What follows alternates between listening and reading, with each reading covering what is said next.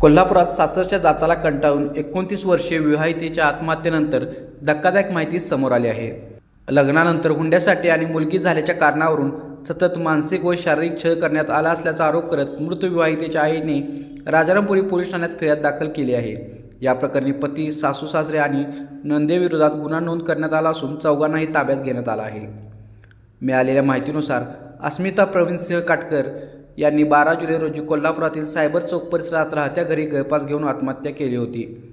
या प्रकरणी अस्मिताची आई संगीता अजित सरदेसाई यांनी राजारामपुरी पोलीस ठाण्यात फिर्याद दाखल केली असून फिर्यादीनुसार लग्नामध्ये डान्स केला नाही या कारणावरून तसेच माहेरून 5 तोळे सोने आणि 5 लाख रुपये आणण्यासाठी पती प्रदीपसिंह काटकर, सासू मनीषा काटकर, सासरे वीरेंद्रसिंह काटकर आणि नणंद ऋतुजा काटकर यांनी वारंवार तगादा लावून मानसिक व शारीरिक छळ केला असल्याचं म्हटलं आहे.